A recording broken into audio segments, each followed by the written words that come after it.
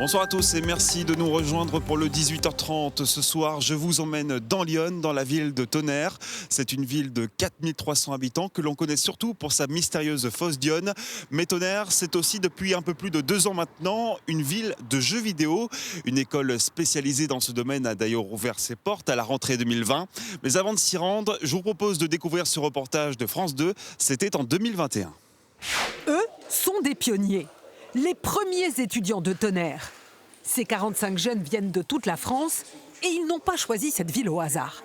Je me suis dit, chouette, c'est cool, une école qui ouvre pas si loin de chez mes parents, autant faire au plus proche. Ça me permet d'être dans une ville qui est plus calme que les grandes villes où ces écoles sont généralement situées. À terme, l'école comptera 200 étudiants. La communauté de communes a fourni les locaux. Cette ancienne supérette refaite du sol au plafond. Bonjour. Anne Jérusalem est une des élues qui a soutenu le projet. Revoir arriver ici des étudiants, c'est une bénédiction pour la ville. C'est de la consommation, ce sont des jeunes qui vont habiter sur place, qui vont peut-être demain créer eux-mêmes une entreprise ici, pourquoi pas. Un pari sur l'avenir. L'école démarre à peine, elle doit encore faire ses preuves. Mais ici déjà, tout le monde veut croire à un avenir meilleur. Bonsoir Yann Tambellini. Bonsoir. Vous êtes le directeur de Créasup Digital, cette école de jeux vidéo. 45 étudiants à l'époque du reportage, 160 aujourd'hui. On peut dire que ça y est, la machine est lancée? Oui, on peut dire que le concept a pris. On a une politique de prix très accessible et c'est ce qui a permis en fait que le concept fonctionne. Parce que justement, ça coûte combien de faire des études ici? Nous, on est sur à peu près 2 500 € l'année, ce qui est 3 fois moins cher que les autres écoles du même genre. Donc cette différence-là nous amène des étudiants de toute la France. Oui, et puis c'était tout de même un défi d'ouvrir une école pareille dans une ville de 4000 habitants comme Tonnerre. Pourquoi ne pas avoir choisi une plus grande ville comme Dijon, Auxerre ou encore Besançon?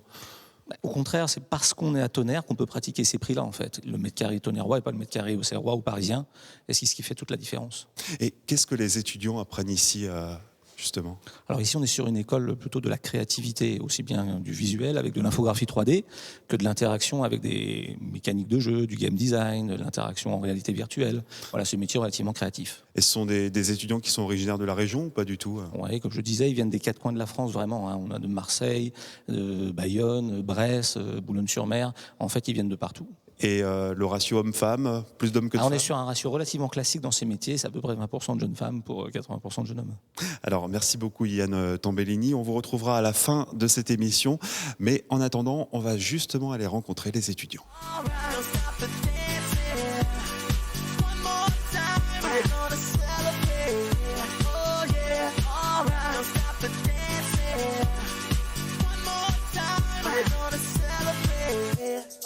Et l'objectif pour tous ces étudiants, c'est de décrocher un bachelor, l'équivalent d'un bac+3 à l'issue de leur formation, et pourquoi pas pousser même plus loin vers un master. Des étudiants qui, comme vous le voyez, sont actuellement en plein travail, comme Max. Bonsoir. Bonsoir. Alors sur quoi vous travaillez en ce moment-là? Alors nous actuellement on travaille sur une reproduction en réalité virtuelle de la villa gallo-romaine des Colives, à côté d'Auxerre. Donc ça va passer par tout plein d'étapes de reconstruction historique. On va faire des recherches, des plans, et on va essayer en 3D et grâce au casque de réalité virtuelle de permettre aux visiteurs de pouvoir justement visiter ce qu'étaient ces ruines. Oui, parce qu'on voit justement un de vos camarades là qui avec un casque sur la tête, il ne nous voit pas, mais il est dans la villa gallo-romaine. C'est ça. C'est ça. Ça, on peut voir ce qu'il voit actuellement. Et ouais, donc il va visiter, il va faire tout plein d'activités à l'intérieur qui vont lui permettre de découvrir ce qu'était la vie des personnes à l'époque. Ça a nécessité beaucoup de travail justement pour vous, ça? Ça a nécessité en tout, dans l'état où il est actuellement, 6 mois de travail, avec environ 2 mois de recherche historique, puis 4 mois de production.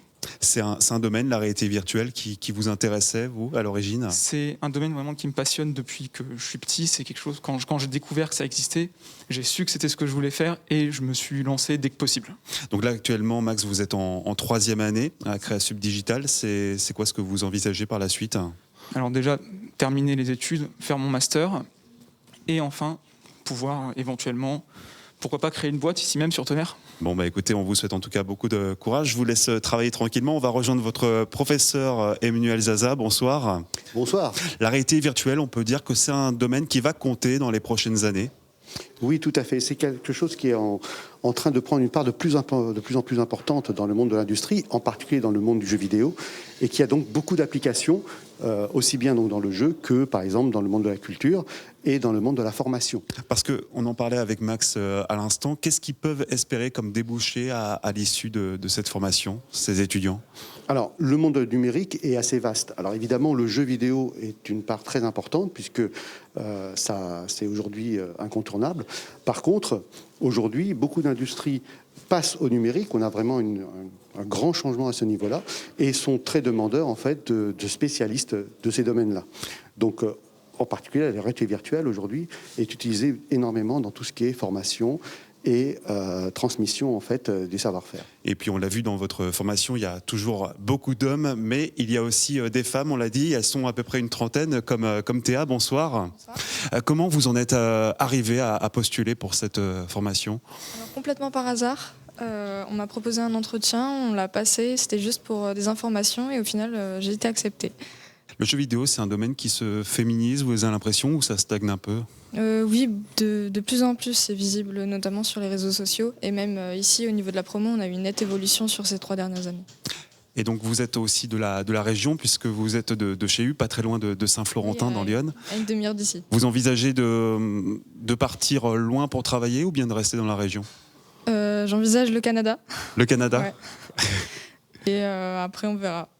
Et puis, ouais, parce que si je vous posais cette question, c'est tout simplement parce que je ne sais pas si vous le savez, mais la Bourgogne, c'est une terre de jeux vidéo depuis 40 ans maintenant, puisqu'en 1987, eh bien, il y a un certain monsieur qui s'appelle Bertrand Brocard qui a créé un des tout premiers jeux vidéo en France.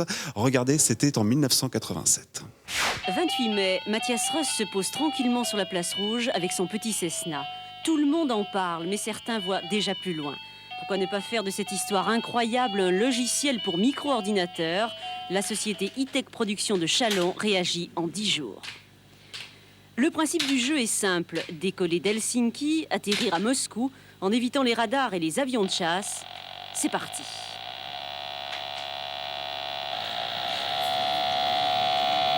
Alors là, je ralentis au maximum, on va essayer de ne pas s'écraser.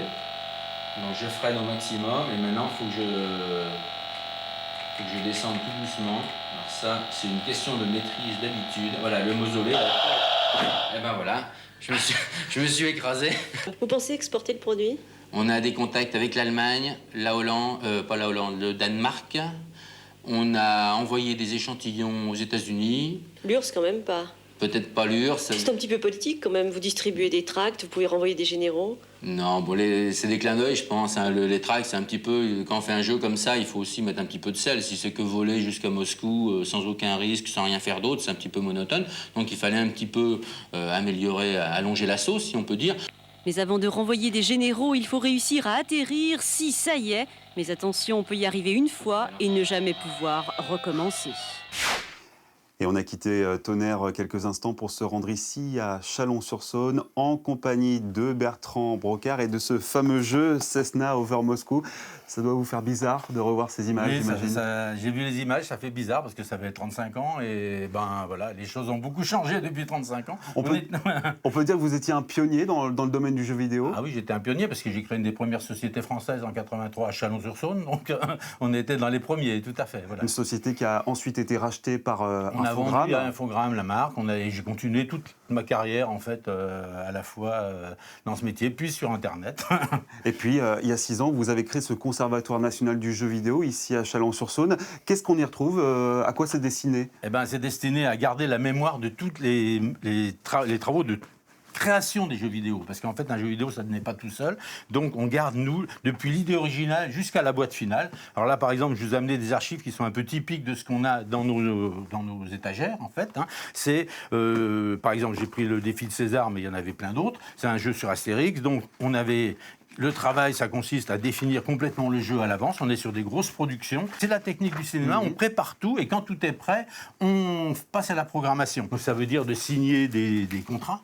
Et c'est ça qu'on a dans nos archives. Par exemple, là, on a les contrats avec Uderzo. Les gens qui écrivent des livres, ils veulent des chiffres, ils veulent des informations précises, et ils vont les trouver chez nous, parce qu'on va avoir les comptes, les contrats, les documents de travail, etc. Et ce conservatoire, alors il est en libre accès? Non, il n'est pas en libre accès, justement, parce que sinon, il y a énormément de gens qui seraient intéressés pour venir voir nos archives, nos petites pépites, etc. Il y en a un peu partout, vous voyez. Ça intéresse beaucoup les gens. Donc là, non, on se réserve à des gens qui ont un projet professionnel ou personnel dans le sujet. Tout à l'heure, donc, on a vu les étudiants de Tonnerre, une école de jeux vidéo qui ouvre ses portes à Tonnerre. Ça vous surprend ou c'est une suite logique? Non, c'est une suite logique. Le jeu vidéo est vraiment devenu une grande industrie. C'est important qu'il y en ait partout. Au début, il n'y en avait pas. On a appris sur le tas. Maintenant, ils sont capables de proposer. On fait un colloque justement dans une école à Paris. Et les étudiants vont venir aussi pour découvrir justement comment, à partir d'une idée originale, on arrive à faire un produit. Et pour eux, c'est extrêmement intéressant de voir les coulisses de ce qui se passait, même avant, sans remonter à Mathusalem. Et très rapidement, pour les étudiants de Tonnerre, si vous aviez un conseil à leur donner? J'aurais un conseil à leur donner, c'est de travailler, d'essayer, que ça soit une passion, de s'y mettre le soir, de chercher des idées, d'y aller à fond. Moi, j'ai fait un peu de formation. Quelquefois, il faut les pousser un peu. S'ils veulent réussir, il faut qu'ils essayent des techniques, des essais. Voilà, il faut qu'ils mettent les mains dans le cambouis et qu'ils soient passionnés. Et puis après, ils trouveront leur place dans l'industrie du jeu vidéo.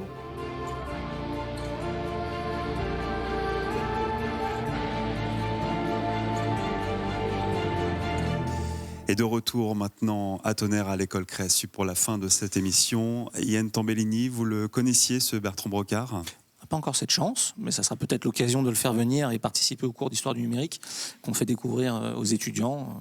L'informatique et le jeu vidéo ont quelques décennies de passé très intéressantes. C'est peut-être l'occasion d'en faire profiter les étudiants.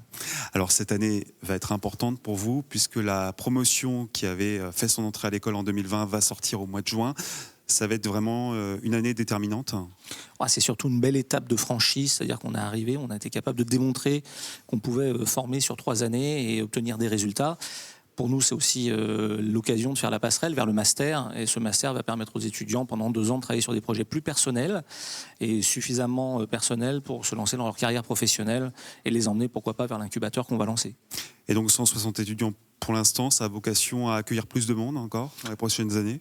À terme, c'est 200 étudiants sur 5 ans, donc on est tout à fait dans le rythme normal des choses telles qu'elles doivent se passer. Eh bien, en tout cas, merci beaucoup Yann Tambellini de nous avoir reçus ici.